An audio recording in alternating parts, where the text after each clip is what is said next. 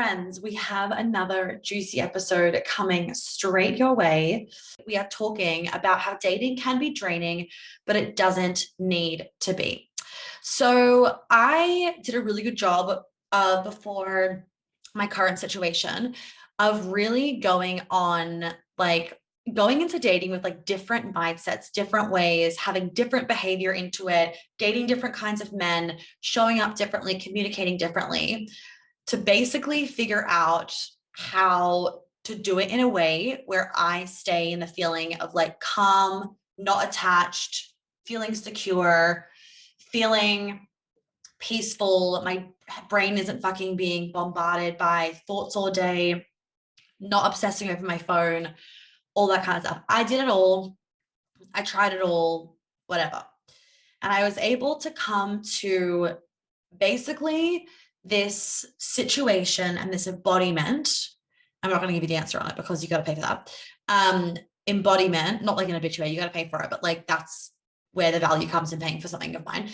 Embodiment. And when I got to that place, I felt so much less energy being exuded out of my body with dating. Because the reality is that even though dating can be fun, and even if you're in a relationship, like especially a new relationship, it's the best thing ever. But let's not lie to ourselves. It's also an energy being exhausted out of your body, whether it's a good energy or whether it's a draining energy, it doesn't matter. It is still like you are giving energy to another person and you are thinking about another person. And if you're in love with that other person, it's a lot of energy being exuded to them. If you're dating somebody, you're doing it in a kind of anxious way, or you're like unsure of a situation or feeling a little bit insecure, there's going to be a lot of insecurity draining from you. And that's really fucking exhausting. And then we can put ourselves in this situation, right, where we make dating a shitty experience. We make dating like the most draining thing in the world. We fucking hate doing it. We think there's no fucking good men, like all the good men have been taken. There's no fucking fish left for us, blah, blah, blah, all man of this, all man of that. And we make it this really draining experience. And because it becomes really draining, which I fucking understand, because it becomes really draining, we then give up on it. And when we give up on it, we also can feel really hopeless at the same time. And like you're giving up on a dream and you'll kind of convince yourself of like, whatever, I'm fine. Like, I just can't bother like dealing with this anymore. Like, I'm just going to be fine by myself. And it's just you ignoring your desires. So you kind of like break your own heart in a sense. Like you don't even need someone else to break it for you. You kind of break your own heart, and it is sad. So even if you're dating really amazing men, I have dated shitty men and great men, right? I shouldn't say men, I should say people, because it's not about just, you can date shitty women and great women. Actually, it is, I'm date men. So you can date shitty women and great women. It's not about just men. It's about just there's people out there that are shitty. And it can still be exhausting, even if you date great men. And I also just want to say that we're so easy as women to jump to this kind of conclusion of just like, men are this, men are that, like he's a dickhead because he didn't want to like be your boyfriend or whatever, or because he didn't call you back, he's a dickhead. And okay, yeah, it would have been nice for him to be like, hey, and like, communicate with you. But what I also want you guys to realize is that some people just don't like to hurt people, and they find it easier to ghost or to disengage rather than tell you up front, I'm no longer interested. And that doesn't make him a dick for being not interested. That doesn't make him a dick for not wanting to see you anymore. You make him a dick because you feel rejected. And it's got nothing to do with like you as a person. Like you are probably a beautiful woman, but there isn't the vibe, and you don't want to be with someone that doesn't want to be with you. And so many women do this. And it's sad to me because you end up just hurting yourself rather than being like, thank you, and moving on and being with a man that is fucking obsessed with you. And you make men wrong for kind of being honest, whether they're being honest through their words, or whether they're being honest through their behavior. You can date great men that will still be like, I don't want to be with you. And that's okay. That is okay. It's just that you need to know how to handle yourself in those situations, and you need to feel more secure about dating and yourself. So when that happens, you don't make it mean something that it doesn't actually mean. Because what was I going to say? It's so easy for us to just be like, it's so easy for us to think that we can just meet someone And if they're a good person, and if we're a good person, if we get along well, then that's it. Let's get fucking married, have kids. But it's actually so much more than that, especially for men. It's so much more than that. For us, a big part of our brain can just settle, because it's like biology being like, he protects, he provides, he can give me healthy babies, done. And we don't really know we're settling. Whereas for guys, they don't have that same inherent intense need like we do. So they're not going to settle necessarily as much unless they feel like they have no other options and they're kind of insecure, to be honest. And if they're insecure, then they will settle. Anyway, that's a whole other conversation. Bottom line is that you can be dating amazing men. You can be having an amazing experience dating, and it can still be exhausting if you don't know how to manage your energy. And if it's exhausting all the time, you'll end up giving up on it. And I don't want you to give up on it, because your desire is to be in an amazing relationship with the person of your dreams. This also goes for men too.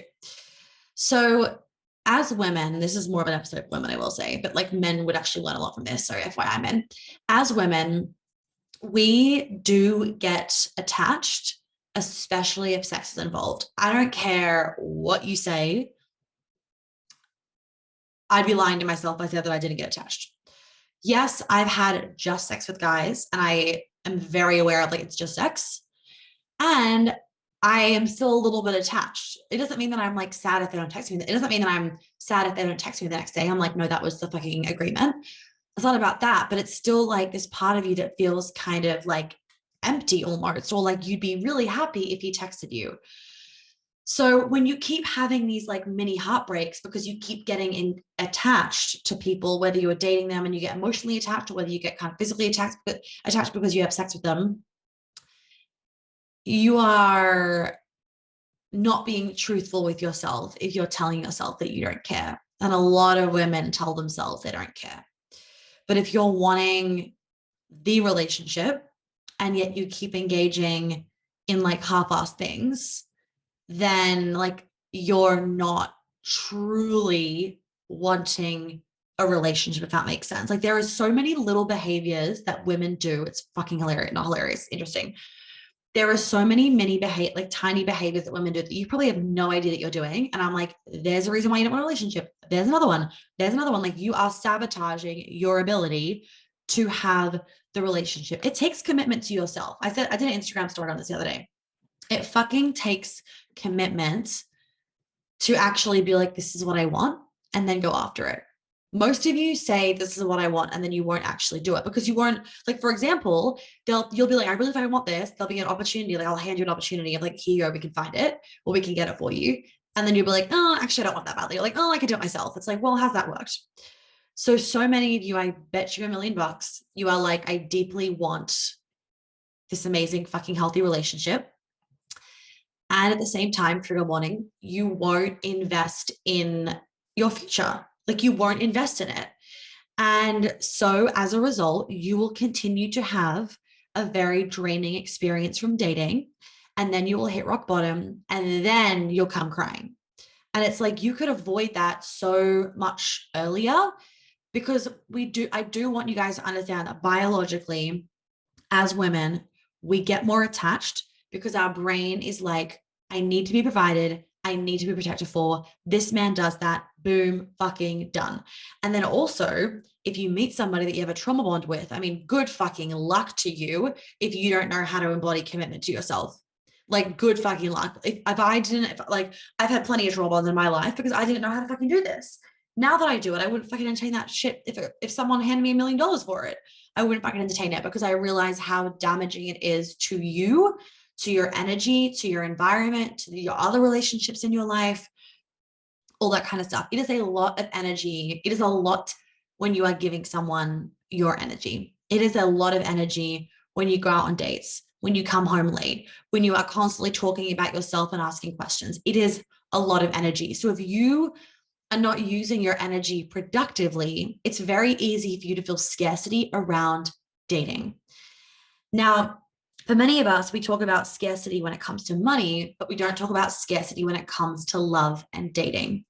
And, like there's no good men out there. You just fucking being a serial dater. They're examples of ways that you can manifest the feeling of scarcity when it comes to dating.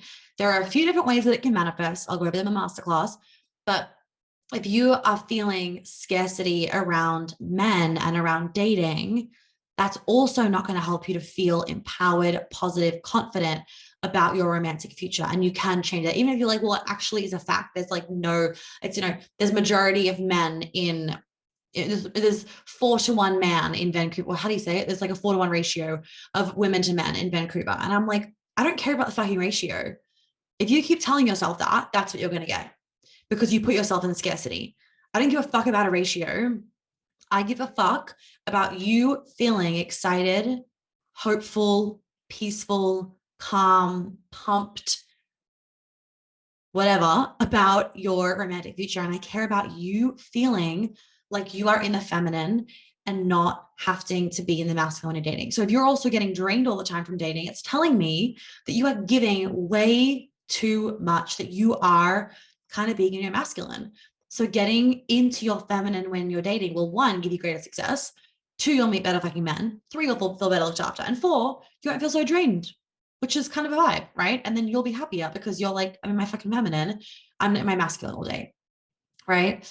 It also can be very mentally draining when you don't know what you're doing or you don't know what you should be doing for optimal results. It can feel very, very draining to feel like you are just treading water in a pool of men, and a pool of energy, and a pool of dating, and a pool of sex.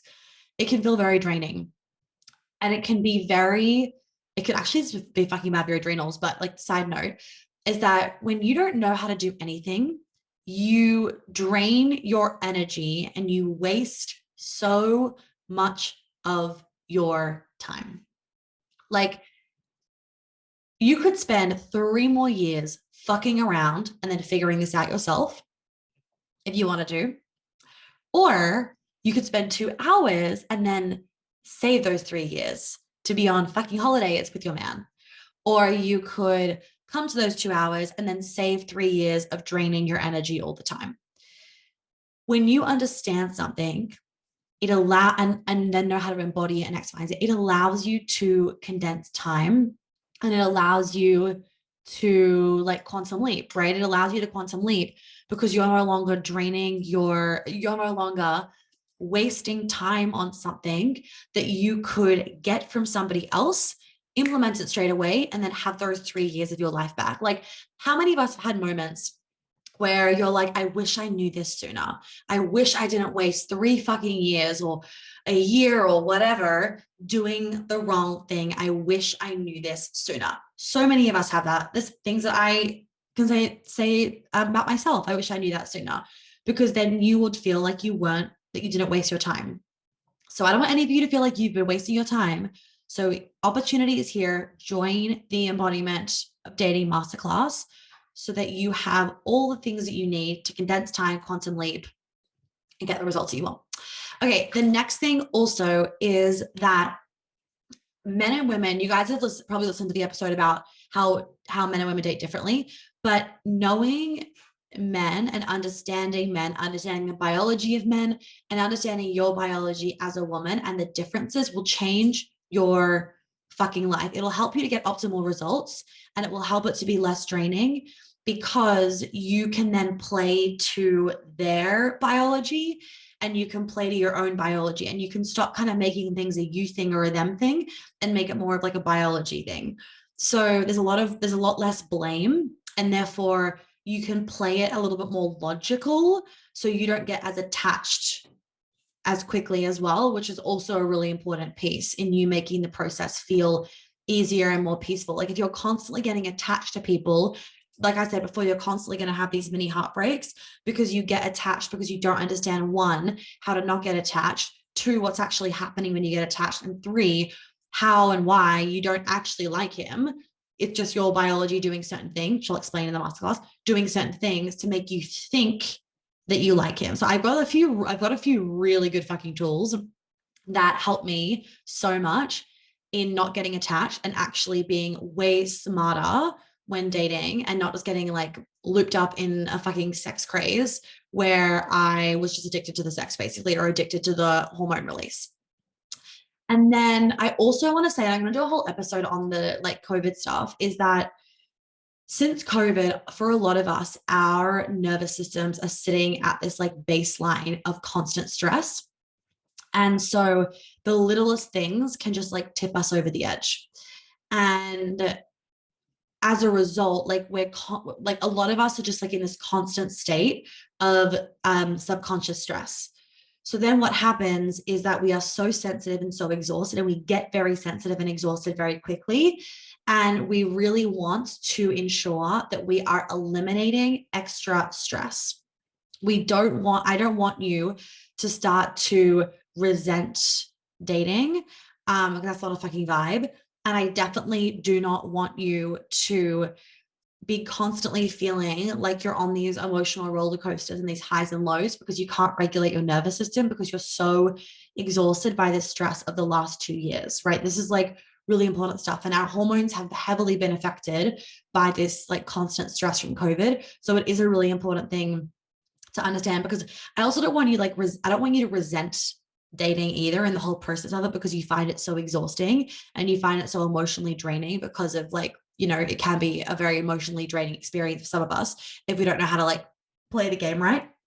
So our nervous system is something really important to like just keep in check with the whole thing. And I would recommend listening to the episode that I'll do in a few episodes about our hormones, because for a lot of us, we are now feeling so sensitive. So when this tiny stress comes in, it just wreaks havoc on our system. Compared to like in 2019, that tiny thing could come in and it wouldn't really phase us. A lot of us are like still in a stress response, still in a fear response, and like recovering from honestly like COVID fucking burnout, like COVID fatigue. It's a real thing. And I need to do an episode. I want to do the episode and I'm going to talk about it more. But there's actually now been studies that are showing that are like allowing us to start to see the trauma that has come up as a result of COVID. I did do an episode on COVID and dating and like how it changes dating. And I was saying in there as well, it must have been like April-ish of last year. I was in Tulum. And I was saying in there as well, like you should listen to it, is a lot of us are a lot more anxious or avoidant. So if your nervous system is getting jacked too quickly, you're just going to tap out and be like, I'm fucking done. So you can become very avoidant and like almost numbed out with dating, which obviously isn't what you want. And then on the other extreme, and some of you can have both at the same time. On the other extreme, you can be really, really, really, really, really anxious when dating, because the anxiousness for a lot of us can be this like desire for safety. So you can get really anxious. And then when you don't get it fulfilled, you'll just drop into avoidance. The episode that I've done on attachment styles, I'd recommend listening to. And I'd also recommend with the masterclass in conjunction, getting my Feminine as Fuck bundle and watching the attachment masterclass, because the tools in there are fucking amazing. And then also I would recommend getting the boundaries masterclass. All three of them are really, really, really good to be doing. And then join Be a Lover Not a Mother as well in June when I open it, for understanding men more and like not emasculating them, communicating with them, because that program is fucking amazing. I think I'm actually going to re-record it live as well soon. So just like keep an eye out for that. I might re-record some of the modules, because I did them in Switzerland, and it's beautiful vibe and location, but the reception was really bad. So the quality of the videos isn't fantastic. And I kind of want to like update that. The vibe is there and the content is there, but I think I will like update those modules to some time, maybe in Europe. We'll see what happens. Anyway, so what was I going to say? So just also being compassionate with yourself, that a lot of us are more sensitive and exhausted right now. That's okay. There's nothing wrong. Just know how to play the game properly. And I will say on the last piece is like, it's so easy for us to be like, just surrender, just like let it happen. Like it's going to happen when you least expect it. It can be really hard to stay in that energy of surrender whilst also really, really, really, really wanting the relationship that you want. So, and like the man of your dreams. And I completely understand that. And I completely get that, which is why I also made this masterclass, because I got that until I fully figured out this like missing puzzle piece. And when I locked into this, it was like, oh my God, the relief. And then boom, met the man. So hope this episode just shed some light for some of you on how you might be draining yourself when it comes to dating right now, the beginning of your relationship, and also just a permission piece to understand that dating does not need to be really, really draining, and there is a way around it. And please don't feel like the way that others date has to be the way that you date as well. Like, it's okay if you don't want to date a million people. It's okay if you don't want to go on apps. It's okay if you don't want to go out every weekend to like meet a man, or it's okay if you don't want to sleep around. There is no like, you have to do this in order to get this, or like anything like that. Like, I know some people, I know there's like many resources where it's like, do A plus B equals C. And that can feel like it can feel like safety for some of us. It can give us like an illusion of safety. But that's not what I'm going to give you guys. This is actually for you. It's not like A plus B equals C. It is like to help you in the dating game and in re-sparking your relationship and getting that polarity back. And it's what you can do. And it's more about you and yourself and tools and all that kind of stuff that you are going to implement when it feels right for you, if that makes sense. In the VIP option, it's going to be more like, here's what I would do. And of course, there's always like, please be the authentic you. Like, and if you end up like saying something that you shouldn't have said, like, we trust that was meant to happen, and we see the behavior in return, that tells us a lot, right? So if you guys have any questions about it, please let me know. For those of you that are already in the dating masterclass, if you would like to upgrade to VIP, please send me a message and we will do that. And basically you will just, the amount of the masterclass that you've paid will just get subtracted out of the VIP price. And then also mark your calendars for the beginning of June, guys, because I will open up Be 11 on a Mother again, and you will definitely want to get that when it opens, because I think that every single woman in the world should do that program. I'm like, if there's one program everyone needs to do, it is 100% that program. It will change your relationship so much, and relationships are the essence of our life. So yeah, have a lovely rest of your day. If you haven't left a review, please do so. I really appreciate them. Also, the magazine is out. Issue 18 is out. It is juicy. There is an erotic poem in there. I've written an article about how like the hookup culture, like the question is it affecting our ability to have committed relationships from the hookup culture? I've written that article. Also wrote an article about getting into your feminine after the workday. We also have an article from Danielle all about being an influencer and like going to amazing events and stuff. So it is a bougie, vibey, sexy magazine. There is stuff there from the New York event. There is an exciting new announcement about the new segment of the podcast. And then also my favorite place to stay in Tulum. There is pictures and the location so that you guys can book that for yourself if you want to. I'm going to leave it there. I'm going to wrap it up for now. Have a lovely rest of your week, and I will see you guys in the next episode.